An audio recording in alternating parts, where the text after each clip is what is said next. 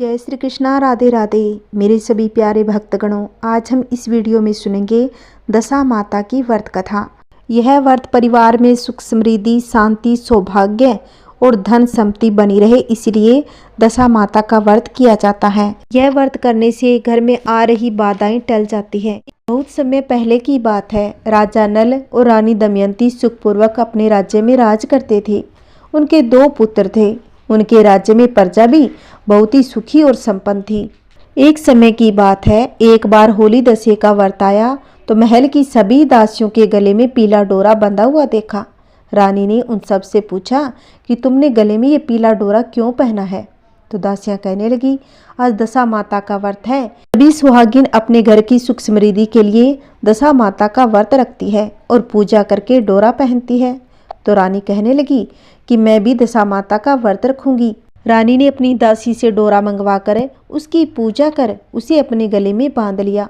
कुछ दिन बीतने के बाद एक दिन राजा नल ने अपनी पत्नी के गले में उस डोरी को बंधा देख लिया। उसे देखते ही राजा ने अपनी पत्नी से पूछा, हे प्रिय, आपके पास इतने सोने के हार होने के बावजूद ही इस डोरी को क्यों बांध रखा है? रानी दमयंती राजा के सवाल का जवाब दे पाती इससे पहले राजा ने उनके गले की डोरी निकालकर फेंक दी और इसके बाद रानी ने जमीन से डोरी उठाई और कहा, महाराज, यह कोई सामान्य डोरी नहीं है, यह तो दशा माता की है। आपने इसका अपमान करके सही नहीं किया। रानी की बात सुनकर राजा ने कुछ नहीं कहा और वहां से चले गए। उसी दिन रात को राजा ने एक सपना देखा। सपने में दशा माता एक बूढ़ी औरत के रूप में आई और कहा, हे राजन, अब तेरी अच्छी दशा समाप्त हो गई और बुरी दशा की शुरुआत हो गई। तुमने मेरा अनादर करके सही नहीं किया। ऐसा कहकर दशा माता अंतर्ध्यान हो गई। अब जैसे तैसे दिन बीतने लगे, वैसे वैसे कुछ ही दिनों में राजा के ठाट बाट, हाथी घोड़े लाव लश्कर, धन धान्य सुख शांति सब कुछ नष्ट होने लगे। अब तो भूख मरने के समय आ गया।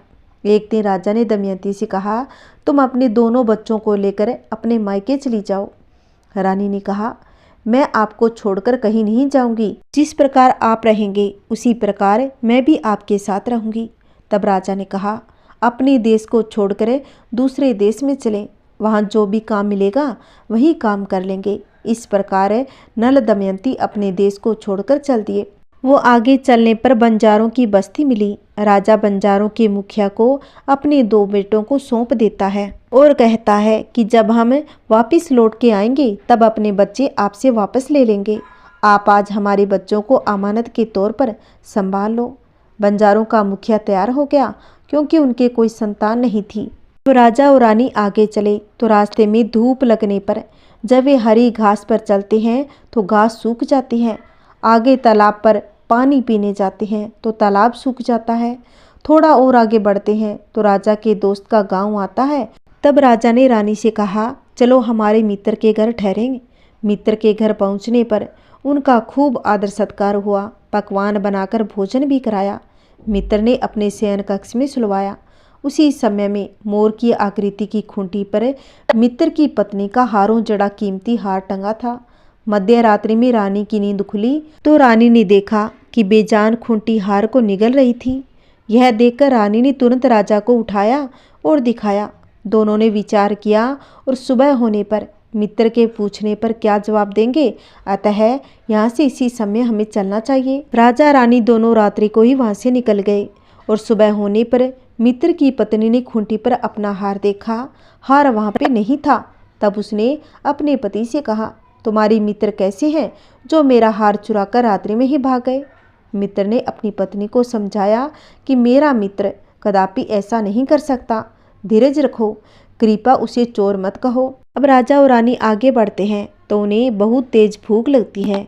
तो राजा नदी में से मछलियां पकड़कर रानी से कहता है कि रानी, आप इन्हें भून दो, मैं गांव में से परोसा लेकर आता हूँ। वहाँ के सेठ के यहाँ भोज था जिसमें सारे गांव खाना खाने आए थे। राजा गांव में गया और परोसा लेकर वहां से चला तो रास्ते में चील ने झपट्टा मारा तो सारा भोजन नीचे गिर गया। राजा ने सोचा कि रानी विचार करेगी। राजा तो भोजन करके आ गया और मेरे लिए कुछ भी नहीं लाया। उधर रानी मछलियां भूनने लगी तो दुर्भाग्य से सभी मछलियां जीवित होकर पुनः नदी में चली गई। रानी उदास होकर सोचने लगी कि राजा पूछेंगे और सोचेंगी सारी मछलियाँ खुद ही खा गई। जब राजा आए तो मन ही मन समझ गए और वहाँ से आगे चल दिए। अब आगे चलते चलते दोनों हलवाई की दुकान पर पहुँच गए। वहाँ हलवाई से कहते हैं कि हमें खाने के बदले नौकर रख लो। हलवाई तो राजी हो गया। राजा बर्तन मांज कर रखते और रानी उन्हें धोकर जैसे ही पेड़ी पर रखती वैसे ही पेड़ी बर्तन को निगल जाती। सब देखकर रानी राजा से कहती है कि हम यहाँ से चलना चाहिए, हमारे दिन खराब हैं तो पेड़ी भी बर्तन निगल रही है और चोरी का इल्ज़ाम हम पर आ जाएगा। राजा रानी वहाँ से भी आगे बढ़ते हैं तो राजा की बहन के गांव पहुँच गए। राजा ने अपनी बहन के घर खबर पहुँचाई कि तुम्हारे भाई भौजाई आए हुए हैं। खबर देने वाले से बहन ने पूछा उनका हाल चाल कैसा है। तब वह बोला दोनों अकेले हैं, पैदल ही आए हैं, उनके कपड़े फटे पड़े हैं तथा वे दुखी हाल में हैं। इतनी बात सुनकर बहन थाली में कांदा रोटी रखकर भैया भाभी से मिलने आ गई। राजा ने तो अपने हिस्से की खा ली और परंतु रानी ने वह जमीन में ही गाड़ दी। अब राजा और रानी आगे बढ़ने लगते हैं तो तेल की घानी पर काम करते और वहाँ भी घानी तेल पीने लगती। वहाँ से भी राजा रानी आगे बढ़ गए। चलते चलते राजा रानी के पीहर पहुँच गए। राजा ने कहा तुम अपने मायके चली जाओ और वहाँ दासी का कोई भी काम कर लेना, मैं इसी गांव में कहीं नौकर हो जाऊंगा। इस प्रकार रानी महल में दासी का काम करने लगी और राजा तेली के घाने पर काम करने लगा। दोनों को काम करते बहुत दिन बीत गए। जब होली दशा का दिन आया तब सभी रानियों ने सिर धोकर स्नान किया। तब सभी दासियों ने पूछा क्या तूने व्रत नहीं रखा, तू भी स्नान कर ले और आजा मैं तेरा सिर गूंथती हूँ। तब उसने मना कर दिया पर राजमाता नहीं मानी तो उसे भी नहाना ही पड़ा। अब राजमाता उसकी चोटी गूंथने लगी तो उसकी चोटी गूंथते समय उसको पद्म का चिन्ह दिखाई दिया। राजमाता ने उसका पद्म देखा तो उनकी आंखें भर आई। उनकी आंखों से आंसू की बूंदें दासी की पीठ पर गिरने लगी। तो दासी ने पूछा राजमाता आप क्यों रो रही हो। राजमाता ने कहा तेरे जैसी मेरी भी बेटी है जिसके पीठ पर पद्म का चिन्ह है और तेरे पीठ पर भी पद्म का चिन्ह है। यह देखकर मुझे उसकी याद आने लगी। तब दासी ने कहा मैं ही आपकी बेटी हूँ, दशा माता के कोप से मेरे पूरे दिन चल रहे हैं इसलिए मैं यहाँ चली आई। माता ने कहा बेटी तूने ये बातें मुझसे क्यों छुपाई। दासी ने कहा माँ मैं सब कुछ बता देती तो मेरे बुरे दिन नहीं कटते। आज मैं दशा माता का व्रत करूँगी तथा उनसे गलती की क्षमा याचना करूँगी। अब जो राजमाता ने बेटी से पूछा हमारे जमाई राजा कहाँ हैं, बेटी बोली वे इसी गांव में किसी तेली के घर काम कर रहे हैं। अब गांव में उनकी खोज करवाई गई, उन्हें महल में लेकर आए। जमाई राजा को स्नान कराया, नए वस्त्र पहनाए, पकवान बनाकर उन्हें भोजन भी कराया। अब दशा माता के आशीर्वाद से राजा नल और दमयंती के अच्छे दिन लौट आए। कुछ दिन वहीं बिताने के बाद अपने राज्य जाने को कहा। दमयंती के पिता ने खूब सारा धन लाव लश्कर हाथी घोड़े आदि देकर बेटी जमाई को विदा कर दिया। राजा रानी दोनों वहां से विदा हो गए। रास्ते में वही जगह आई जहां रानी ने मछलियों को भूना था और राजा के हाथ से चील ने झपट्टा मारने के बाद भोजन जमीन पर गिरा दिया। तब राजा ने कहा तुमने सोचा होगा मैंने अकेले भोजन कर लिया होगा, परंतु चील ने झपट्टा मारकर गिरा दिया था। अब रानी ने कहा आपने सोचा होगा कि मैंने मछलियां भूनकर अकेले ही खा ली, परंतु वे तो जीवित होकर नदी में चली गई। चलते चलते अब राजा की बहन का गांव आया। राजा ने बहन के यहाँ खबर भेजी। खबर देने वाले से पूछा कि उनके हाल चाल कैसे हैं। तब उसने बताया कि वे तो बहुत ही अच्छी दशा में हैं, उनके साथ हाथी घोड़े लाव लश्कर। यह सुनकर राजा की बहन मोतियों की थाल सजाकर लाई। तभी दमयंती ने धरती माता से प्रार्थना की और कहा माँ आज मेरी अमानत मुझे लौटा दो। यह कहकर उस जगह को खोदा जहाँ कांदा रोटी गाड़ दिया था। खोदने पर रोटी को सोने की और कांदा चांदी का हो गया।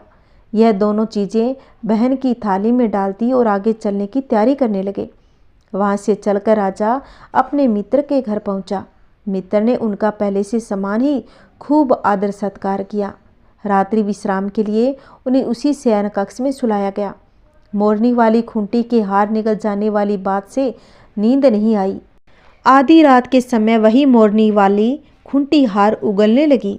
तो राजा ने अपने मित्र को जगाया तथा रानी ने मित्र की पत्नी को जगाकर दिखाया।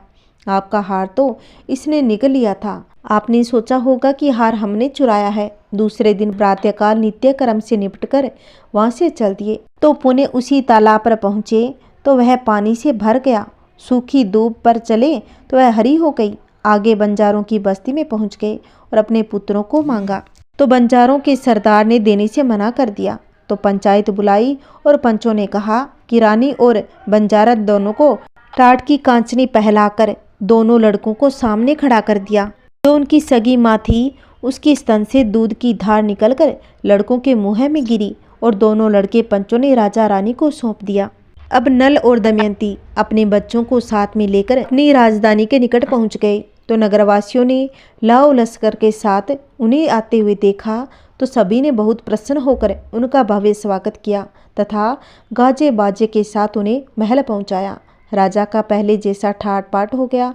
राजा नल और दमयंती पर दशा माता ने पहले कोप किया, ऐसी किसी पर मत करना, और बाद में जैसी कृपा करी वैसी भगवान सब पर करना। कहानी कहते, कहानी सुनाते, हुंकारा भरते, सबके घर में सुख शांति बनाए रखना, सभी के घर में ठाट बाट रखना। बोलिए दशा माता की जय हो। जब हम दशा माता की कहानी सुनती हैं तो उसके साथ हमें आस माता की भी कहानी सुननी चाहिए। आइए भक्तों, अब हम सुनेंगे आस माता की कहानी। पुराने समय में एक आदमी एक नगर में रहता था। उसका नाम आसलिया बावलिया था। उस आसलिया बावलिया को जुआ खेलने में रुचि थी। वह हमेशा ब्राह्मणों को भोजन भी करवाता। इस तरह जुआ खेलने रहने से, ब्राह्मणों को भोजन करवाते रहने से उसकी भाभियों को यह सब पसंद नहीं लगता। इस तरह कुछ समय तक ऐसा चलता रहा, लेकिन एक दिन उसकी भाभियां परेशान होकर उसको अपने घर से बाहर निकाल दिया। इस तरह घर से बाहर निकाल देने से दुखी हो गया और वह सोचने लगा कैसे अपना जीवन को जीना है। इस तरह सोच विचारने पर वह घूमते हुए दूसरे नगर में पहुंचा। वह आस माता का नाम मन में दोहराते हुए एक जगह पर नगर में बैठ गया। उसने आसपास के लोगों के द्वारा नगर में प्रचारित करवा दिया कि एक ऊंच कोटि का जुआ खेलने वाला आया है। यह बात उस नगर के राजा के कानों तक पहुंच गई। तब उस नगर के राजा ने अपने सिपाहियों को बुलाकर उसका जुआ खेलने के बुलवाया। इस तरह आसलिया बावलिया सिपाहियों के साथ नगर के राजा के दरबार में गया। राजा को नमस्कार किया। तब राजा उसका परिचय पूछते हैं। तब अपना पूरा परिचय देता है। तब राजा कहने लगा कि तुम अपने आप को उच्च कोटि का जुआरी समझते हो, तो मुझे जुआ में हरा कर दिखाओ। तब आसलिया बावलिया जुआरी बोलता है कि हे राजा जी, आपसे मेरी कहाँ तुलना। मैं ठहरा एक जुआरी खेलने वाला और आप तो इस नगर के स्वामी हैं। मैं जुआ में जीत गया तो मेरे द्वारा जीती गई कोई भी वस्तु वापस नहीं लोगे और मेरे प्राणों की सुरक्षा का आप वचन दोगे। राजा कहने लगा कि हे जुआ खेलने वाले आसलिया बावलिया, तुम जुआ में जीत जाओगे तो तुम्हारे द्वारा जीती गई कोई भी वस्तु तुमसे वापस नहीं ली जाएगी। तुम्हारे प्राणों को किसी प्रकार का कोई खतरा नहीं है। मैं इस नगर का राजा ईश्वर को साक्षी मानकर वचन देता हूँ। इस तरह के वचन के बाद राजा और आलसिया बावलिया के बीच जुआ कार्यक्रम शुरू हो गया। उस जुआ कार्यक्रम में कभी राजा की बाजी होती तो कभी बावलिया की होती। इस तरह काफ़ी समय तक जुआ का खेल चलता रहा। राजा अपनी सभी वस्तुओं को हार रहे थे। जब राजा अपनी सभी वस्तुओं को हार गए तब आसलिया बावलिया बोला, हे महाराज, अभी भी आप अपनी सभी हारी हुई वस्तुओं को वापस जीत सकते हैं। आपके पास आपका राज्य जुआ के खेल में दांव पर लगाएं, जिससे आप वापस जीत सकते हैं। अब राजा ने बिना सोचे विचारे अपना राज्य जुए के खेल में दांव पर लगा दिया और अपने राज्य को जुए में हार गए। इस तरह वचनबद्ध राजा कुछ नहीं कर पाया। अपना राज्य उस जुआ के खेलने वाले आसलिया बावलिया को देकर नगर को छोड़कर चला गया। आसलिया बावलिया इस तरह खुद उस नगर को जीतकर राजा बन गया। इस तरह आसलिया बावलिया अपने जीते हुए राज्य पर सुख सुविधाएं से जीवन जी रहा था। उस तरह आसलिया बावलिया के घर पर अकाल पड़ने लगा, जिससे उसके परिवार के लोगों को भोजन की कमी होने लगी। इस तरह उसके परिवार के लोग चिंतित रहने लगे। थोड़े समय के बाद आसलिया बावलिया के परिवार के लोगों का अन्न धन समाप्त हो गया। तब उनको किसी दूसरे नगर के लोग से ज्ञात हुआ कि दूसरे नगर में तुम्हारा भाई, पुत्र और तुम्हारा देवर राजा बन गया और उस नगर में पूरी तरह से खुशहाल है। तुम सब अपने भाई आसलिया बावलिया के पास क्यों नहीं चले जाते। इस तरह उसके परिवार के सभी लोग, जिसमें उसकी माता, भाई, भाभी, उसको देखने और उसे मदद लेने के लिए उसी नगर में चल पड़े। जब वे सभी उस आसलिया बावलिया के नगर में पहुंचते हैं, उसको देखते हैं, तब उसकी माँ अपने बेटे को राजा बना देखकर आंखों में आंसू आने लगे। राजा के रूप में आसलिया बावलिया अपनी माता को इस तरह रोते देखकर अपनी माता के चरण को स्पर्श करता है। तब उसकी माता ने उससे कहा कि मैं आस माता के व्रत का उज्जमन करूंगी। तब सब लोगों ने घर जाकर आस माता व्रत का उज्जमन किया। जैसे तुमने आसलिया बावलिया को राजपाट दिया, वैसे माता सबको देना, सबकी मनोकामना पूर्ण करना। बोलिए आस माता की जय हो। ये भक्तों, अब हम सुनेंगे माता लक्ष्मी की सुंदर कथा। एक गांव में एक साहूकार रहता था। साहूकार के एक बेटी थी। वह नित्य प्रातः प्रतिदिन पीपल सींचने जाती। जब वह पीपल सींच के घर आती तो पीपल के पेड़ में से लक्ष्मी जी प्रकट होती और चली जाती। एक दिन लक्ष्मी जी ने साहूकार की बेटी से कहा, तू मेरी सहेली बन जा। तब लड़की ने कहा, मैं अपने पिता से पूछकर कल बताऊंगी। साहूकार की बेटी ने घर जाकर अपने पिता को सारी बात कह दी। तब उसके पिताजी बोले, वह तो साक्षात महालक्ष्मी है, अपने को और क्या चाहिए, तो लक्ष्मी जी की सहेली बन जा। दूसरे दिन साहूकार की बेटी फिर गई। तब लक्ष्मी जी पीपल के पेड़ से निकलकर माता लक्ष्मी ने साहूकार की बेटी से कहा कि तू अपने पिता से पूछ कर आई, क्या मेरी सहेली बनोगी। तब लड़की ने कहा, हाँ बन जाऊंगी। दोनों पक्की सहेलियां बन गई। लक्ष्मी जी ने उसको खाने का न्योता दिया। घर आकर लड़की ने माँ व पिताजी से कहा कि मेरी सहेली ने मुझे खाने का न्योता दिया है। तब लड़की ने पिताजी से कहा कि सहेली के जीवने जाइयो, पर घर को संभाल कर जाना। तब वह लक्ष्मी जी के यहाँ जीवने चली गई तो लक्ष्मी जी ने उसे साल ओढ़ने के लिए दी, रुपए दिए, सोने की चौकी और सोने की थाली में 36 प्रकार के व्यंजन जिमाए। अब जीम कर जब वह जाने लगी तो लक्ष्मी जी ने पल्ला पकड़ लिया और कहा कि मैं भी तेरे घर जीमने आऊँगी। तो उसने कहा, आ जाइयो। वह घर जाकर चुपचाप बैठ गई। तब लड़की के पिताजी ने पूछा कि बेटी, सहेली के यहाँ जिम कर आ गई, तो तू उदास क्यों बैठी है। तो उसने कहा, पिताजी, लक्ष्मी जी ने मेरा इतना स्वागत सत्कार किया, अनेक प्रकार के भोजन कराए, परंतु मैं उनको कैसे जिमाऊंगी, अपने घर में तो कुछ भी नहीं है। तब उसके पिताजी ने कहा कि गोबर मिट्टी से चौका लगाकर घर की सफाई कर ले, 4 मुख वाला दिया जलाकर महालक्ष्मी जी का नाम लेकर रसोई में बैठ जाना। लड़की अपने पिता के कहे अनुसार सफाई करके लक्ष्मी जी का नाम लेकर लड्डू लेकर बैठ गई। उसी समय उस नगर की रानी नहा रही थी। उसका 9 लखा हार चील उठाकर ले गई और उसके घर पर 9 लखा हार डाल गई और साहूकार के घर से लड्डू ले गई।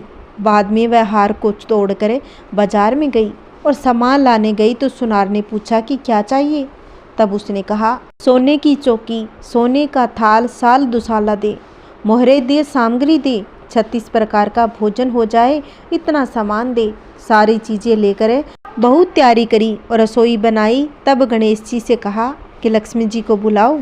आगे आगे गणेश जी और पीछे पीछे लक्ष्मी जी आ गई। उसने फिर चौकी डाल दी और कहा, सैली चौकी पर बैठ जा। जब लक्ष्मी जी ने कहा, सैली चौकी पर तो राजा रानी के भी नहीं बैठी, किसी के भी नहीं बैठी, तो उसने कहा, मेरे यहाँ तो बैठना पड़ेगा। फिर लक्ष्मी जी चौकी पर बैठ गई। तब उसने बहुत खातिर की, जैसे लक्ष्मी ने करी थी वैसे ही उसने करी। लक्ष्मी जी अब उस पर बहुत ही प्रसन्न हो गई। घर में खूब रुपया एवं लक्ष्मी हो गई। साहूकार की बेटी ने कहा, मैं अभी आ रही हूँ, तुम यहीं बैठी रहना। और वह चली गई। लक्ष्मी जी गई नहीं और चौकी पर बैठी रही। उसको बहुत दौलत दी। हे लक्ष्मी जी, जैसा तुमने साहूकार की बेटी को दिया वैसा सबको देना। कहानी कहते, हुंकारा भरते, अपने सारे परिवार के घर धन के भंडार भरना। पीहर में सुख सौभाग्य देना, ससुराल में आपसी प्रेम देना, बेटे पोते को तरक्की और गुणगान होने का आशीर्वाद देना। हे माता लक्ष्मी, जो भी आपकी कहानी सुने उनके सारे कष्ट दूर करना, उनकी दरिद्रता को दूर करना, सबकी मनोकामनाओं को पूर्ण करना। बोलिए माता लक्ष्मी की जय। बोलिए गणेश जी महाराज की जय। आइए अब सुनते हैं सोमवार व्रत की कथा। एक नगर में एक साहूकार रहता था जो बहुत अमीर था। उसके पास धन की कोई कमी नहीं थी।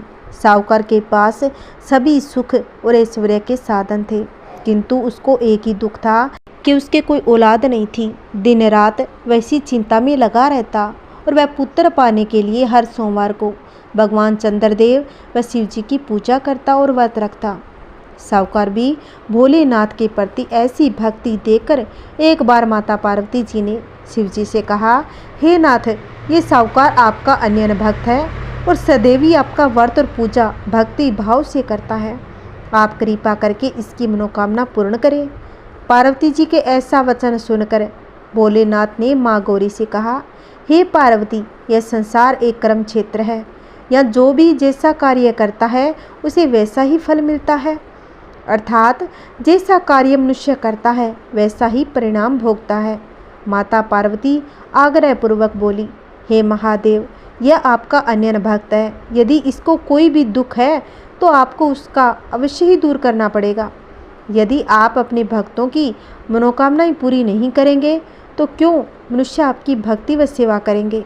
पार्वती जी के इस आग्रह को सुनकर शिव जी ने कहा, हे शिवे, इस साहूकार के कोई पुत्र नहीं है, इसी कारण ये दिन रात चिंतित व दुखी रहता है। इसके भाग्य में संतान न होने पर भी मैं इसे पुत्र प्राप्ति के लिए वरदान देता हूँ, किंतु इसका पुत्र केवल 12 वर्ष तक ही जीवित रह सकता है। इसके बाद वह मर जाएगा। इससे अधिक मैं इस साहूकार के लिए कुछ भी नहीं कर सकता।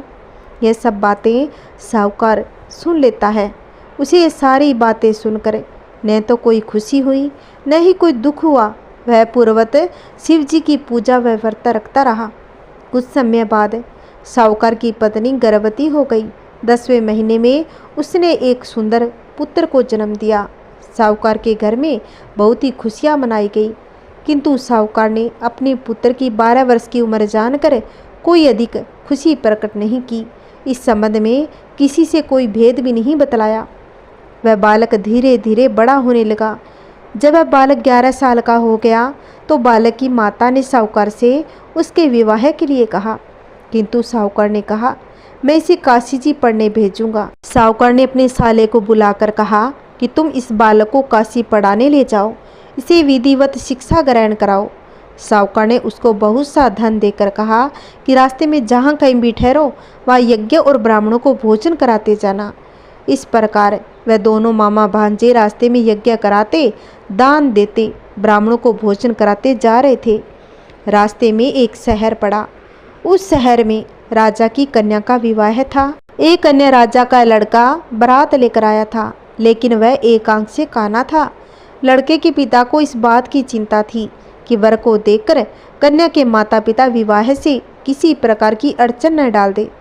इसी कारण जब उन्होंने साहूकार के अति सुंदर बेटे को देखा तो उसके मन में विचार आया कि क्यों न इसे लड़के के विवाह का कार्य पूर्ण करा दिया जाए। यह विचार कर उसने लड़के और उसके मामा से कहा, यदि आप फेरे व कन्यादान का कार्य पूर्ण करा देंगे तो आपकी बड़ी कृपा होगी, हम आपको बहुत सारा धन देंगे। साहूकार के लड़के और उसके मामा ने इस बात को स्वीकार कर लिया था। विवाह का काम भली प्रकार से हो गया। जब वह लड़का जाने लगा तो उसने चुपके से राजकुमारी की चुनरी पर लिख दिया कि तेरा विवाह मेरे साथ हुआ है, लेकिन जिसके साथ तुम्हें भेजा जाएगा वह एक आंख से काना है। मैं तो काशी जी पढ़ने जा रहा हूँ। राजकुमारी ने जब इस प्रकार लिखा पाया तो उसने काने राजकुमार के साथ जाने से इनकार कर दिया और कहा कि यह मेरा पति नहीं है। मेरा विवाह जिसके साथ हुआ है वह काशी जी गया है। राजकुमारी के पिता ने यह जब अपनी बेटी से सुना तो उसने अपनी कन्या को विदा करने से इनकार कर दिया। बारात वापस चली गई। उधर साहूकार का लड़का और उसका मामा काशी जी पहुँच गए, जहाँ लड़के ने पढ़ना शुरू किया तथा अपना अतिरिक्त समय मामा भांजा यज्ञ आदि में व्यतीत करने लगे। इस प्रकार कई महीने बीत गए। जब लड़का 12 साल का हुआ तो उस दिन लड़के के मामा ने यज्ञ का आयोजन रखा था। अचानक ही लड़के की तबीयत खराब होने लगी। लड़के के मामा ने कहा कि अंदर जाकर सो जाओ। लड़का अंदर जाकर सो गया। थोड़ी देर बाद लड़का मर गया। जब लड़के के मामा ने देखा कि वह तो मर गया है तो वह बहुत दुखी हुआ, पर उसने सोचा कि मैं पहले यज्ञ पूरा कर लूं, तब कुछ सोचूंगा। लड़के के मामा ने यज्ञ पूरा किया और फिर रोना प्रारंभ कर दिया। वह ज़ोर ज़ोर से रो रहा था। संयोगवश शिव पार्वती उधर से जा रहे थे। पार्वती जी ने भगवान भोलेनाथ से कहा, हे नाथ, कोई दुखी व्यक्ति रो रहा है, उसके कष्टों को दूर कर दो। जब शिवजी और पार्वती जी वहाँ पहुँचे तो उन्होंने देखा कि वहाँ पर एक लड़का मरा हुआ पड़ा था। तब पार्वती ने देखते ही लड़के को पहचान लिया।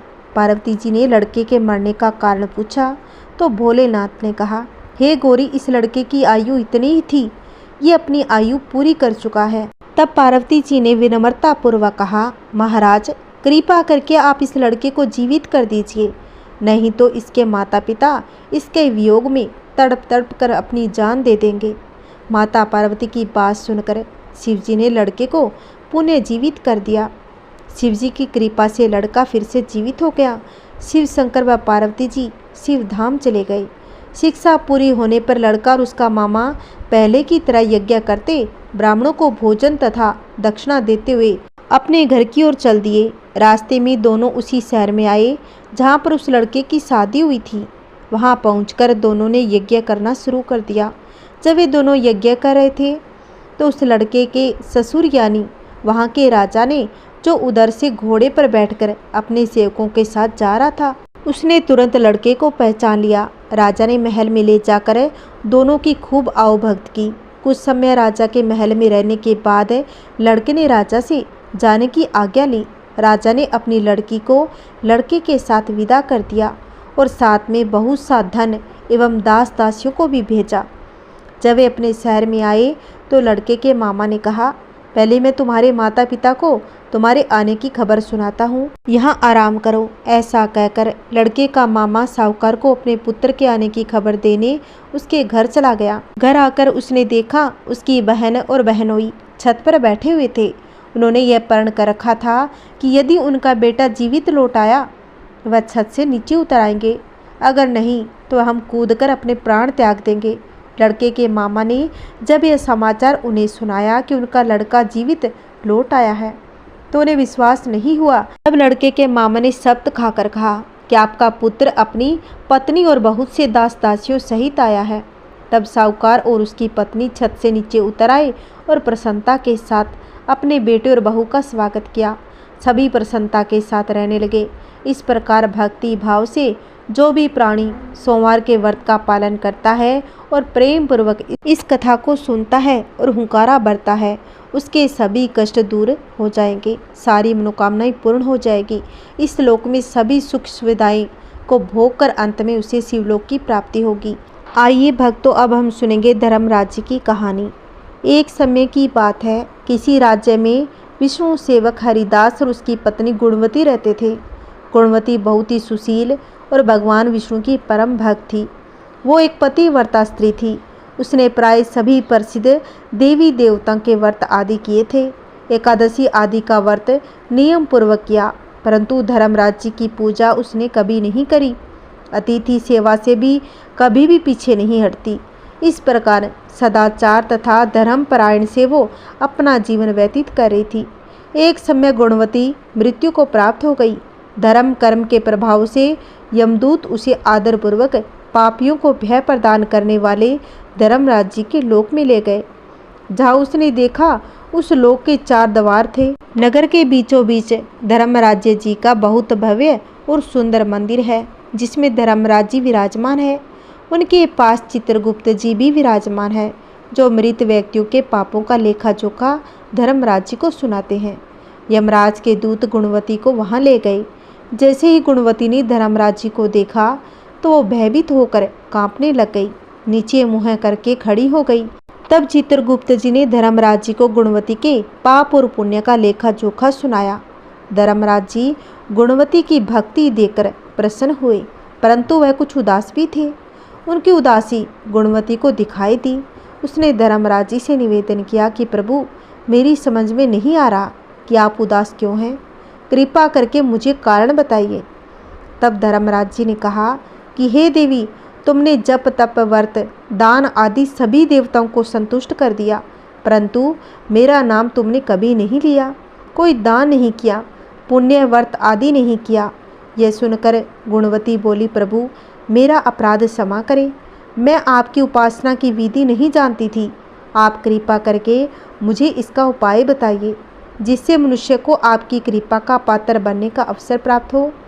तब धर्मराज जी कहने लगे, सूर्य भगवान के उत्तरायण में जाते ही जो महापुण्यदायी मकर संक्रांति आती है, उसी दिन से मेरी पूजा शुरू करनी चाहिए। इस प्रकार साल भर मेरी कथा सुनने से और मेरी पूजा आदि कर दान पुण्य देने से व्यक्ति सभी प्रकार के दुखों से मुक्त हो जाता है। फिर वह व्यक्ति मेरे पास सदा सुखी रहते हैं। यह सुनकर गुणवती ने धर्मराज जी से प्रार्थना करी कि हे प्रभु, यदि ऐसी बात है तो मुझे इन यमदूतों से छुड़ाकर फिर से संसार में वापस भेज दीजिए, जिससे मैं आपकी कथा का प्रचार कर सकूं। गुणवती की यह प्रार्थना सुनकर धर्मराज जी ने गुणवती को धरती लोक पर वापस जाने की स्वीकृति दे दी। उसी समय गुणवती के मृत शरीर में प्राण वापस आ गए। उसके पुत्र बोले, हमारी माता फिर से जीवित हो गई। इसके बाद गुणवती ने अपने पति और पुत्रों को धर्मराज जी की सारी बातें बता दी। गुणवती ने अपने पति और पुत्रों के साथ मकर संक्रांति के दिन से पूरे विधि विधान से धर्मराज जी की प्रतिदिन पूजा और कथा करना प्रारंभ कर दिया। साथ ही साथ दान पुण्य कर्म करना भी शुरू कर दिया। इस प्रकार गुणवती ने साल भर कथा सुनी और वह सभी सुखों को भोगने के बाद जब मृत्यु को प्राप्त हुई तो स्वर्ग से देवताओं ने गुणवती का आदर सत्कार किया।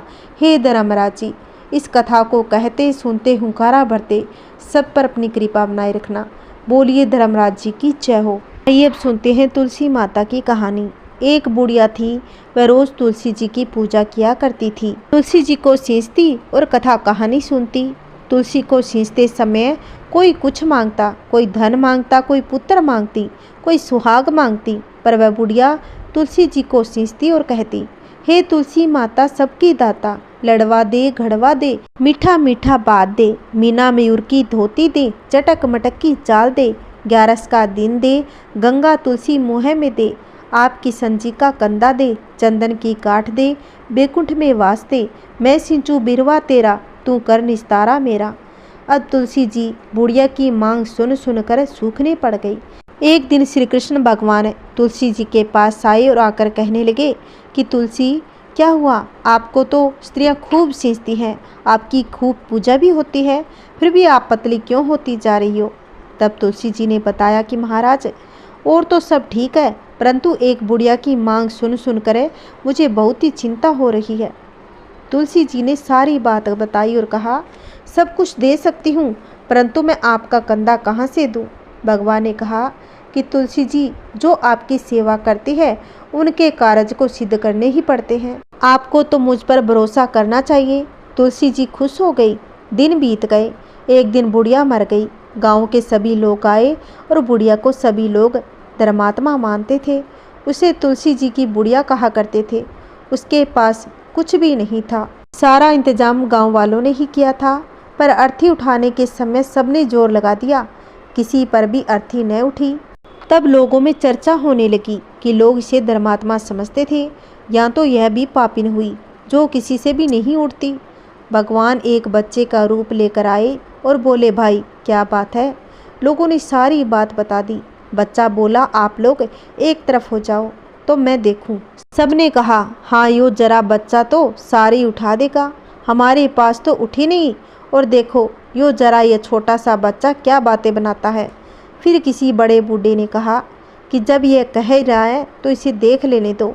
वह बच्चा बुढ़िया के पास गया और उनके कान के पास बोला, मीना मयूर की धोती ले, चटक मटक की चाल ले, 11 का दिन ले, गंगा तुलसी मुँह में ले, चंदन की काठ ले, बेकुंठ में वास ले, बुढ़िया माई किसन का कंदा ले। अब मैं तेरी मांग पूरी करने आ गया। सबको बुलाकर बोले, आओ इसको उठाओ। भगवान ने हाथ लगाया और बुढ़िया माँ हल्की हो गई। फिर थोड़ी दूर जाकर बुढ़िया को विश्राम कराया, फिर नहीं उठी। भगवान तो बच्चों में जाकर खेलने लगे। फिर सब कहने लगे कि उसी बच्चे को बुलाकर लाओ, वही इसको उठाएगा। उसको बुलाने के लिए गए तो बच्चों में खेल रहे भगवान श्री कृष्ण के रूप में उस बच्चे ने मना कर दिया। फिर बड़े ही मना कर लाए। फिर उन्होंने बुढ़िया के कान में पहले की तरह कहा। अब बुढ़िया सबसे कहा कि उसको उठाओ, और उठ गई। सबको बड़ा ही आश्चर्य होने लगा और बड़ी धूमधाम से चले गए। अब सबने देखा कि बच्चा दिखाई नहीं दे रहा था। सब समझ गए कि यह भगवान स्वयं आए थे। बुढ़िया का दाह संस्कार अच्छी तरह से हो गया। हे तुलसी माता, जैसा बुढ़िया की बुद्धि दी वैसी सबको दे। कहानी कहते हुंकारा भरते सब परिवार पर अपनी कृपा दृष्टि बनाए रखे। जय श्री कृष्ण भगवान की जय। अब हम सुनेंगे भगवान गणेश की कहानी, जिसके सुने बिना कोई भी व्रत पूर्ण नहीं माना जाता। दो देवरानी जेठानी थी। जेठानी गरीब थी और देवरानी बहुत ही धनवान थी। जेठानी उसके यहाँ पीसने और पोने के लिए जाया करती। हाथ धोकर, बर्तन धोकर पानी फेंकती रही। वह अपने घर ले आती, उस पानी को अपने पति को पिला देती थी। इस तरह की कंगाली में भी धीरज नहीं छोड़ती थी। सदा गणेश जी की पूजा करती, धूप दीप करती। एक दिन देवरानी के बच्चे ने आटे का पानी ले जाते हुए ताई जी को देख लिया। तब अपनी माँ से बोले, माँ, अपने आटे को चुराकर ताई आटे में पानी मिलाकर ले जाती है। जब दूसरे दिन जेठानी आटे के घोल का पानी ले जाने लगी तो देवरानी ने उससे छीन लिया और बोली, इस तरह रोज रोज आटा चुरा कर ले जाओगी तो हमारा घर किस प्रकार बसेगा। बेचारी जेठानी खाली हाथ अपने घर आ गई। उसका पति बोला, ला पानी। जेठानी ने सारी बात कह दी, पर उसको तो भूख में क्रोध आ गया और अपनी पत्नी को लाठी दे मारी। बेचारी रो धोकर सो गई। रात को आए भगवान विनायक जी और बोले, कैसे सोई हो। बोली, सो नहीं तो क्या करूं, मुझे बिना कसूरी मारा गया। गणेश जी बोले, तेरी बात तो मैं फिर सुनूंगा। मैं घर घर में प्रसाद खा कर आया हूँ, मुझे तो निपटने जाना है। जहाँ जगह हो मुझे बता दीजिए, कहाँ निपटूं। अब मार खाई हुई जेठानी गुस्से में आकर बोली, जहाँ चाहो वहीं कर लो। थोड़ी देर में विनायक जी फिर आ गए और कहने लगे, अब मैं कहाँ पहुँचूँ। अब भूखी जेठानी को क्रोध आया था। क्रोध में कहने लगी, मेरे सिर पर पोंछ लो। गणेश जी ने वैसा ही किया। सुबह उठी तो देखा जगह जगह धन की ढेरी लगी हुई थी। बाल बाल में मोती हीरे जवाहरात पाए हुए थे। सारा सिर सोने से पीला हो गया था। दोनों स्त्री पुरुष मिलकर धन इकट्ठा करने लगे और चारों तरफ धन देकर खुश हो रहे थे। इधर जब देवरानी ने देखा इतना दिन चढ़ गया और जेठानी काम पर नहीं आई, क्या कारण है। वह अपने बच्चे और लड़के लड़कियों को बोली कि देख कर आओ कि ताई आज काम पर क्यों नहीं आई। तब बच्चे ताई के घर जाकर देखा कि ताई जी और ताऊ जी दोनों धन इकट्ठा करने में लगे थे। वहां जाकर अपनी माँ से बोले, आज तो ताई के घर में बहुत सारा माल धन बिखरा पड़ा है, जिसको इकट्ठा करने में लगे हैं। देवरानी यह सुनकर परेशान हो गई। देवरानी आखिर उसके घर गई और कहने लगी, इतना धन दौलत कहाँ से आया। जेठानी ने सारी बात बतला दी और देवरानी अपने घर गई और अपने पति से बोली कि आप आज मुझे मारो। तब उसके पति ने समझाया कि यूँ धन कहाँ पड़ा है, तुम क्यों ऐसा करती हो। तब उसने अपने पति की बात नहीं मानी और उसने कहा, नहीं मुझे मारो। तब उसके पति ने उसके सर में मार दिया। अब रात को गणेश जी आए और बोले, अरे क्यों सोई हो। वह बोली, सोऊं नहीं तो क्या करूं। गणेश जी बोले, मुझे तो निपटने जाना है। बोली, महाराज इतनी बड़ी हवेली पड़ी है, जहाँ कहीं जाओ वहीं निपट लो। अब सारे घर में नरक भर गया। वह बोले, पोंछू कहाँ। वह बोली, मेरे सिर पर पोंछ दो। विनायक जी ने उसके सिर पर पोंछ दिया। गणेश भगवान अंतर्ध्यान हो गए। सुबह उठते ही दोनों पति पत्नी व बच्चों ने देखा कि सारा घर गंदगी से भरा पड़ा था। घर में नरक ही नरक हो गया और सिर भी गंदा हो गया। उनको बहुत ही गुस्सा आया कि जेठ जेठानी के तो भगवान गणेश ने इतना धन दिया, हमें गंदगी ही गंदगी। इसलिए किसी की हरीस नहीं करनी चाहिए। जैसा कोई करे वैसा ही भगवान फल देता है। जैसा भगवान ने जेठानी को दिया भगवान वैसा सबको दे। देवरानी को दिया वैसा भगवान किसी को ना दे। कहानी कहते हुंकारा भरते सबके घर में भगवान सुख शांति बनाए रखे। बोलिए गणेश जी महाराज की जय। अगर मेरी सभी कथाएं आपको अच्छी लगी होगी तो अपने परिवारजनों में ज़रूर शेयर करें, लाइक करें और कमेंट में जय श्री कृष्णा अवश्य लिखें। अगर आपने अभी तक मेरे चैनल को सब्सक्राइब नहीं किया है तो प्लीज़ मेरे चैनल को सब्सक्राइब कर लो, जिससे आने वाली वीडियो की नोटिफिकेशन आपको मिलती रहेगी और आपको इन 10 दिनों में नई नई कथाएं हर रोज़ सुनने को मिलेगी। जय श्री कृष्णा, राधे राधे, हर हर महादेव, ओम नमः शिवाय।